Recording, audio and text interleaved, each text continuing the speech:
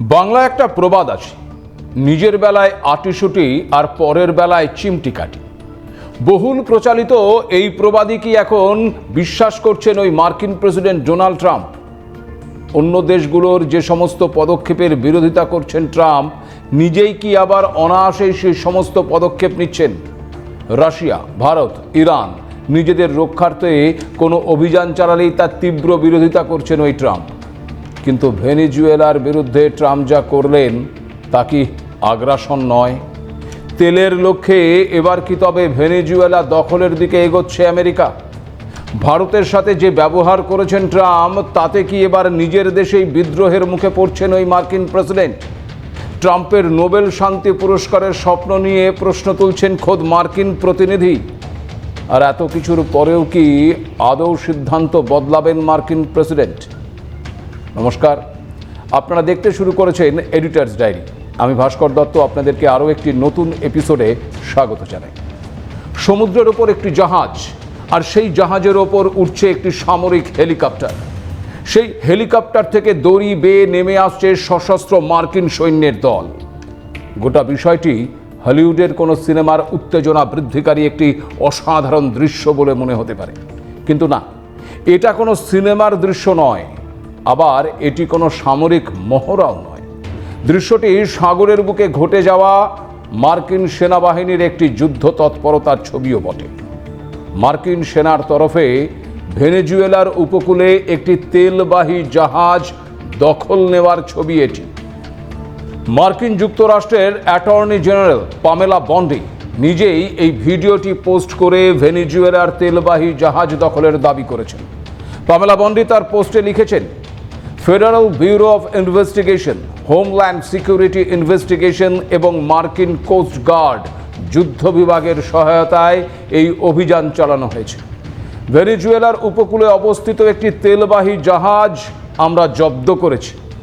Venezuela এবং ইরানের এই জাহাজটি একটি অবৈধ তেল পরিবহন নেটওয়ার্কে জড়িত থাকার কারণে মার্কিন যুক্তরাষ্ট্রের দ্বারা নিষেধাজ্ঞার আওতাধীন ছিল। তেলবাহী জাহাজটি বিদেশি জঙ্গি সংগঠনগুলোকে সহায়তা করত বলেও জানিয়েছেন মার্কিন অ্যাটর্নি জেনারেল। জাহাজটি বাজেয়াপ্ত করার অভিযানটি নিরাপদে এবং নির্বিঘ্নে পরিচালিত হয়েছে বলেও দাবি করেছেন তিনি। প্রশ্ন হচ্ছে, হঠাৎ কেন আমেরিকা ভেনেজুয়েলার তেলবাহী জাহাজের দখলের জন্য এই সামরিক অভিযান চালালো? সত্যিই কি তেলবাহী জাহাজটি জঙ্গিদের তেল সরবরাহ করত, নাকি এর পেছনে রয়েছে অন্য কোনো কারণ? দেখুন, আমাদের মধ্যে একটা ধারণা রয়েছে যে বিশ্বের সবচেয়ে বেশি জ্বালানি তেলের ভাণ্ডার রয়েছে ওই মধ্যপ্রাচ্যে কিংবা যুক্তরাষ্ট্রে। তথ্য বলছে এই ধারণা কিন্তু একেবারেই সঠিক নয়। খোদ মার্কিন সংস্থা EIA মানে এনার্জি ইনফরমেশন অ্যাডমিনিস্ট্রেশনের তথ্য বলছে ভেনেজুয়েলার কাছে 303 বিলিয়ন ব্যারেলের অপরিশোধিত তেলের ভাণ্ডার রয়েছে, যা ওই ইরাকের চেয়েও বেশি। এটি বিশ্বে সংরক্ষিত মোট তেলের 5 ভাগের 1 ভাগ। মানে বুঝতেই নিশ্চয়ই পারছেন যে কেন আমেরিকার নজর ওই ভেনেজুয়েলার দিকে। এক্ষেত্রে আরও একটি বিষয় আপনাদেরকে জানিয়ে রাখি যে এই বিপুল পরিমাণ তেলের ভাণ্ডার থাকা সত্ত্বেও ভেনেজুয়েলা কিন্তু খুব বেশি পরিমাণ তেল উত্তোলন করতে পারে না। প্রতিদিন মাত্র 10 লক্ষ ব্যারেল তেল উত্তোলন করে এই ভেনেজুয়েলা। আর এই তেল উত্তোলনের পরিমাণ আবার আগের তুলনায় এখন মানে এই মাদুরোর আমলে অনেকটাই কমেছে। মাদুরোর আগে সমাজতান্ত্রিক ভেনেজুয়েলায় মানে ওই 1999 সালে যে পরিমাণ তেল উত্তোলন করা হতো, তার থেকে এখন 1/3 তেল উত্তোলন কমে গেছে। আর এই তেল উত্তোলন কমার পেছনে রয়েছে ভেনেজুয়েলার বর্তমান সরকারের ওপর একাধিক নিষেধাজ্ঞা এবং অর্থনৈতিক সংকট। এর পাশাপাশি তেল উত্তোলনের জন্য যে আধুনিক প্রযুক্তির প্রয়োজন, সেটা ওই ভেনেজুয়েলার কাছে নেই। ফলে তেলের ভাণ্ডার থাকলেও তারা ফায়দা তুলতে ব্যর্থ। প্রশ্ন হচ্ছে, যে দেশটির কাছে এত বিপুল পরিমাণ তেলের ভাণ্ডার রয়েছে, সেই দেশটির আর্থিক অবস্থা কেন দুর্বল? কেন তারা সেই সমস্যা কাটিয়ে উঠতে পারছে না? এর পেছনেও কি রয়েছে আমেরিকার চক্রান্ত? দেখুন, আমেরিকা সবচেয়ে বেশি তেল উত্তোলন করলেও তাদের নজর দীর্ঘদিন ধরেই এই ভেনেজুয়েলার দিকে রয়েছে। কারণ আমেরিকা যে তেল উত্তোলন করে তা থেকে মূলত ওই পেট্রোল ছাড়া আর কিছুই পাওয়া যায় না। কিন্তু ভেনেজুয়েলায় পাওয়া যায় ভারী সালফারযুক্ত অপরিশোধিত তেল। ফলে এই তেল পরিশোধনের সময় ডিজেল, অ্যাসফাল্ট সহ একাধিক বিভিন্ন ধরনের দ্রব্য পাওয়া যায়। আর সে কারণেই 2005 সাল থেকে এই ভেনেজুয়েলার উপর নিষেধাজ্ঞা জারি করেছে ওই আমেরিকা। ট্রাম্পের প্রথম মেয়াদের সময় ভেনেজুয়েলা থেকে আমেরিকায় তেল আমদানি পুরোপুরি বন্ধ করা হয়। এরপর জো বাইডেন সরকার 2022 সালে মার্কিন কোম্পানিকে ভেনেজুয়েলায় কাজ করার অনুমতি দেয়, কিন্তু দ্বিতীয়বার ক্ষমতায় এসেই ট্রাম্প তা বাতিল করে দেয়। এমনকি অন্য কোনো দেশ যাতে ওই ভেনেজুয়েলার থেকে তেল কিনতে না পারে তার জন্য আবার শুল্ক হুঁশিয়ারিও দিয়েছিলেন মার্কিন প্রেসিডেন্ট। অর্থাৎ নিষেধাজ্ঞা, আর্থিক প্রতিবন্ধকতা তৈরি করে ওই ভেনেজুয়েলাকে বারবার বিপাকে ফেলাটাই কি তবে ওই আমেরিকার লক্ষ্য? ভেনেজুয়েলা পুরোপুরি যাতে ওই আমেরিকার ওপর নির্ভরশীল হয়ে ওঠে সেই পরিস্থিতি তৈরি করাই কি ট্রাম্পের লক্ষ্য? ভৌগোলিক কারণে ভেনেজুয়েলার এই তেলের ভান্ডার আমেরিকার কাছাকাছি রয়েছে। ফলে এই তেলের ওপর নিজেদের আধিপত্য বিস্তার করতে পারলে সব দিক থেকেই লাভবান হবে ওই আমেরিকা। আর সেই লক্ষ্যেই এবার যেন একেবারে যুদ্ধংদেহী মনোভাব গ্রহণ করেছে আমেরিকা। গত কয়েকদিন ধরেই ক্যারিবিয়ান অঞ্চলে হাজার হাজার মার্কিন সেনা মোতায়েন করেছে আমেরিকা। বিশ্বের সবচেয়ে বড় বিমানবাহী রণতরী জেরাল্ড আর ফোর্ড রণতরীকে মোতায়েন করা হয়েছে, যে রণতরীটি 90টি যুদ্ধ বিমান বহন করতে সক্ষম। পাশাপাশি পারমাণবিক সাবমেরিন এবং F-35 যুদ্ধ বিমানও মোতায়েন করা হয়েছে। আর এরপর এবার একটি তেলের ট্যাঙ্কার দখল করার কথা ঘোষণা করল ট্রাম্প প্রশাসন। এমন পরিস্থিতিতে প্রশ্ন উঠছে, ভেনেজুয়েলা ইস্যুতে ট্রাম্প ঠিক কতদূর যাবেন এবং এর ফলাফলই বা কী হতে পারে? ভেনেজুয়েলার বামপন্থী প্রেসিডেন্ট নিকোলা মাদুরোকে ক্ষমতাচ্যুত করার দিকেই কি এগোচ্ছে আমেরিকা? বিশেষজ্ঞরা মনে করছেন আসলে আমেরিকা এক ঢিলে দুপাখি মারতে চাইছে। ভেনেজুয়েলার ওপর নিজেদের আধিপত্য পুরোপুরি বিস্তার করতে পারলে যেমন তাদের তেলের ভান্ডারে ভাগ বসাতে পারবে আমেরিকা, আবার মাদুরোকে ক্ষমতাচ্যুত করা গেলে কিউবার কমিউনিস্ট সরকারকে দুর্বল করে দেওয়া যাবে। কারণ এই ভেনেজুয়েলা থেকেই কিউবার সরকার জ্বালানি তেল সহ একাধিক সুবিধে লাভ করে। ফলে এখন অবৈধ মাদককে ইস্যু করে ভেনেজুয়েলার দিকে আমেরিকা অগ্রসর হতে চাইছে বলেই মনে করছে আন্তর্জাতিক সম্পর্ক বিশেষজ্ঞের একাংশ। আর এখান থেকেই উঠছে প্রশ্ন, জাতীয় নিরাপত্তার হুমকির অভিযোগে ইউক্রেনের বিরুদ্ধে যুদ্ধকে যিনি সঠিক নয় বলছেন, নিজেদের সার্বভৌমত্ব রক্ষার্থে ইসরায়েলের বিরুদ্ধে ইরানের পদক্ষেপকে যিনি প্রতিহত করছেন, রাশিয়ার থেকে তেল কেনার জন্য যিনি ভারতের ওপর 50% শুল্ক আরোপ করছেন, গোটা বিশ্বের কাছে নিজেকে যিনি শান্তির দূত হিসেবে প্রতিপন্ন করার চেষ্টা করছেন, সেই ট্রাম্প এবং তার প্রশাসন ভেনেজুয়েলার বিরুদ্ধে যা করছেন তা একেবারে সঠিক, নাকি আমেরিকা বলে যা ইচ্ছে তাই করা যায়? কোনটা? জানেন কি, নিজের দেশেই এবার মার্কিন প্রতিনিধির সমালোচনার মুখে পড়েছেন ওই মার্কিন প্রেসিডেন্ট। ভারতের বিরুদ্ধে নেওয়া সিদ্ধান্তের জন্য এবার ট্রাম্পের নোবেল পাওয়ার ইচ্ছে নিয়েও প্রশ্ন তুলেছেন মার্কিন প্রতিনিধি সিডনি ক্যামলাগার। চলতি বছরের সেপ্টেম্বরে চীনে যে ছবিটি দেখা গিয়েছিল 2 মাসের মধ্যেই তার পুনরাবৃত্তি লক্ষ্য করা গেল ভারতে। সেবার চীনে রাশিয়ার প্রেসিডেন্ট ভ্লাদিমির পুতিনের অরাস সেনেটে সবার হয়েছিলেন ভারতের প্রধানমন্ত্রী নরেন্দ্র মোদী।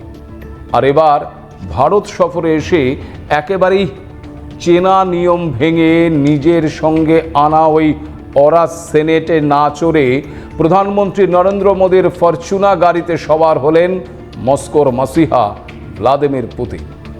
গোটা বিশ্বের কাছে দুটি ছবি প্রমাণ করে দিল ভারত এবং রাশিয়ার মধ্যে বন্ধুত্বের ছবিটি, যা প্রতিটি ভারতবাসী এবং রাশিয়ানদের কাছে অত্যন্ত ভালো লাগার ছবিও বটে।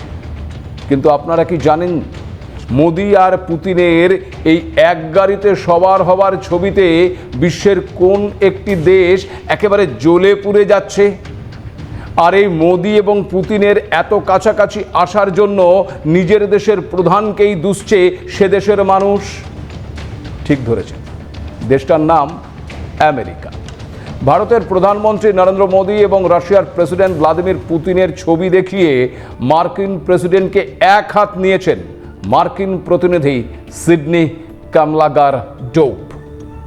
মার্কিন প্রতিনিধির দাবি, ডোনাল্ড ট্রাম্প প্রশাসনের কারণে রাশিয়ার সঙ্গে ভারতের ঘনিষ্ঠতা বেড়ে গেছে। ক্যামলাগার ডোব মনে করছেন যে ভারতের প্রতি ট্রাম্প যে নীতি নিয়েছেন তা শুধুমাত্র একটা ভাবেই বর্ণনা করা যায়, ওই নিজের নাক কেটে নিজেরই যাত্রা ভঙ্গ করা। দমনকারী জোটসঙ্গী হওয়ার মূল্য চোকাতে হয়। এক গাড়িতে মোদি পুতিনের ছবি তুলে মার্কিন প্রতিনিধি জানান যে এই পোস্টারটাই সহস্র শব্দের সমান। আমেরিকার কৌশলগত জোটসঙ্গীকে আমাদের প্রতিপক্ষের হাতে তুলে দিয়ে আপনি নোবেল শান্তি পুরস্কার পেতে পারেন না। এরকম ভুলভাল কাজ করে নোবেল শান্তি পুরস্কারের আশা না করা ভালো বলেও ট্রাম্পকে কটাক্ষ করেছেন ক্যামলাগার ডোপ। তিনি মনে করেন ইন্দো মার্কিন সম্পর্কের ক্ষেত্রে এই প্রশাসন যে ক্ষতি করেছে সেটা পুষিয়ে দেওয়ার জন্য মারাত্মক দ্রুততা দেখানো উচিত আর সহযোগিতার পথে ফিরে যাওয়া উচিত, যা আমেরিকার সমৃদ্ধি, নিরাপত্তা এবং বিশ্ব নেতৃত্বের ক্ষেত্রে সহায়তা প্রদান করবে। তাহলেই বুঝুন, এতদিন আমেরিকার প্রাক্তন প্রশাসনিক কর্তা থেকে প্রাক্তন আধিকারিকরা এই ট্রাম্পের সমালোচনা করছিল। এমনকি আমেরিকার সাধারণ মানুষ রাস্তায় নেমে এই ট্রাম্পের বিরুদ্ধে বিক্ষোভ প্রদর্শনও করছিল। আর এবার খোদ ট্রাম্পের কড়া সমালোচনা করলেন ডেমোক্রেটিক নেত্রী। পুতিন ও মোদির ছবি রীতিমতো ঝড় তুলে দিয়েছে মার্কিন কংগ্রেসে। এক গাড়িতে দুই রাষ্ট্রপ্রধানের ওই ছবিটি পোস্টার বানিয়ে মার্কিন কংগ্রেসে নিজেই নিয়ে গিয়েছিলেন ওই ক্যামলাগার ডোপ। দু হাতে পোস্টারটি উঁচু করে তুলে ধরে তিনি সাফ জানান, এই ছবি যা বলার বলে দিচ্ছে। আমেরিকার প্রেসিডেন্টকে কটাক্ষ করে তিনি জানান, নিজের স্ট্র্যাটেজিক পার্টনারকে যদি প্রতিপক্ষের দিকে ঠেলে দেন তাহলে কোনো দিন নোবেল শান্তি পুরস্কার জিততে পারবেন না। ভারতীয় পণ্যের উপর 50% শুল্ক চাপানো এবং ওই H-1B ভিসার ফি বাড়ানোর তীব্র বিরোধিতা করেছেন তিনি। ডোভের কথায় 50% যে সমস্ত দেশের ওপর সবচেয়ে বেশি শুল্ক চাপানো হয়েছে তার মধ্যে ভারত অন্যতম। ফ্ল্যাশ ফ্ল্যাশ ফ্ল্যাশ, এতদিনের সম্পর্ককে তিনি টয়লেটে ফেলে দিলেন বলেও মন্তব্য করেছেন তিনি। স্বাভাবিকভাবেই এই ঘটনা মার্কিন কংগ্রেসে ব্যাপক সাড়া ফেলেছে। ডেমোক্রেটিক নেত্রীর অবস্থানকে অনেকেই সমর্থন করেছে বলে জানা যাচ্ছে। 10 তারিখের এপিসোডেই আপনাদের জানিয়েছিলাম যে পুতিনের এই ভারত সফরে উৎফুল্ল চীন। রাশিয়া এবং ভারতের পাশাপাশি চীনকে গ্লোবাল সাউথের গুরুত্বপূর্ণ সদস্য হিসেবে বর্ণনা করেছে বেজিং। পাশাপাশি 3 দেশের মধ্যে সুসম্পর্ক আঞ্চলিক ও বৈশ্বিক শান্তি ও স্থিতিশীলতার জন্য সহায়ক হবে বলেও জানিয়েছেন চীনের বিদেশ মন্ত্রকের মুখপাত্র গুয়ো জিয়াকুন। আমেরিকার এই অবস্থানের ফলে ভারত, রাশিয়া, চীন একটি নতুন অক্ষরেখা তৈরি হচ্ছে, যা আগামীতে আমেরিকার মাথা ব্যথার কারণ হতে পারে, তা আমরাও আমাদের এই অনুষ্ঠানে জানিয়েছিলাম। মার্কিন প্রতিনিধির মন্তব্য কি এবার সেই আশঙ্কাকেই সত্যি করল? আমেরিকা খুব ভালো করেই বুঝতে পারছে যে রাশিয়া চীনকে শিক্ষা দিতে গিয়ে ভারতের ওপর চাপ সৃষ্টি করে ট্রাম্প যে নিজের পায়ে নিজেই কুড়ুল মেরেছেন তার আমাদের বলার প্রয়োজন পড়ছে না, খোদ ওই আমেরিকানরাই বলছেন এবং দ্রুত এই পরিস্থিতি মেরামতের দাবিও জানাচ্ছেন। তবে এত কিছুর পরেও এ বিষয়ে ট্রাম্পের কোনো প্রতিক্রিয়া পাওয়া যায়নি। তিনি তার নিজের ধুনেই রয়েছেন। এবার টাকার বিনিময়ে আমেরিকায় স্থায়ী বসবাসের ট্রাম্প কার্ড চালু করছেন তিনি, যার আক্ষরিক নাম আবার রাখা হয়েছে ট্রাম্প গোল্ড কার্ড। তবে এই গোল্ড কার্ড দু রকমের থাকছে, একটি ব্যক্তিগত আর অন্যটি কর্পোরেট ব্যবহারের জন্য। এই ইমিগ্রেশন প্ল্যানে আপনি টাকা দিলেই এবার আমেরিকায় স্থায়ীভাবে বসবাস করার সুযোগ পাবেন। কিন্তু জানেন কি কত টাকা আপনাকে দিতে হবে আমেরিকায় ওই স্থায়ীভাবে থাকতে গেলে? তাহলে শুনুন, ব্যক্তিগত গোল্ড কার্ডের জন্য খুব বেশি লাগবে না, মাত্র $10 লক্ষ দিতে হবে আপনাকে। ভাবছেন তো যে বর্তমান ডলার প্রতি টাকার যা দাম তা অনুসারে কত টাকা দিতে হবে? তাহলে সেটাও বলছি শুনুন।